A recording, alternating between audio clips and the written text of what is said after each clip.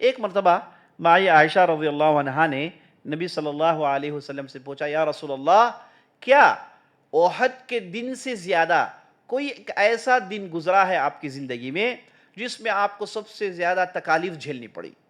احد کے دن سے زیادہ سختر دن کوئی آپ کی زندگی میں آیا ہے اللہ کے رسول صلی اللہ علیہ وسلم؟ پوچھنے والی کون ہے؟ مائی عائشہ رضی اللہ عنہ۔ تو نبی صلی اللہ علیہ وسلم نے کہا کہ ہاں، اے عائشہ، تیری قوم نے جتنی بھی اذیتیں دی ان میں سے سب سے چھوٹی کی اذیت طائف والوں نے دی۔ جو طائف کا دن ہے وہ میں آج بھی بھول نہیں سکتا، جس میں سب سے زیادہ میں نے تکلیف جھیلی۔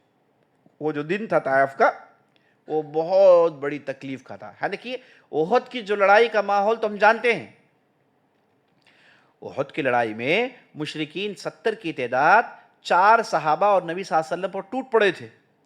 کئی صحابہ جنہوں نے اپنے سینے میں 70 تیروں کے انہوں نے زخموں کو لیا ہے نا، اور اس لڑائی میں آپ صلی اللہ علیہ وسلم گڈھے میں گر گئے۔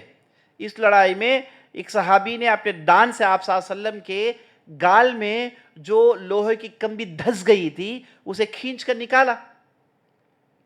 یعنی خطرناک دن تھا، وہ گڈھے میں گر گئے، کمبی دھس گئی اور 70 کی تعداد امڑ آئی، 4 لوگ مقابلہ کر رہے ہیں۔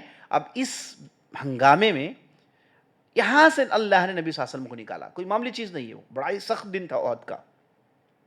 لیکن نبی صلی اللہ علیہ وسلم اس حدیث میں کہہ رہے ہیں احد کے دن سے زیادہ اگر کوئی دن جو سخت ترین مجھ پر گزرا ہے تو وہ طائف کا دن تھا، کیونکہ احد میں غم نہیں تھا، احد میں بے قراری نہیں تھی، احد میں لوگ دعوت قبول نہیں کر رہے ہیں اسے لے کر پریشانی نہیں تھی۔ احد میں تو صرف یہ تھا کہ مار گر رہی ہے، مار کو روکو، اگر مر جائیں تو جنت کو جائیں گے، کیا معاملہ ہے؟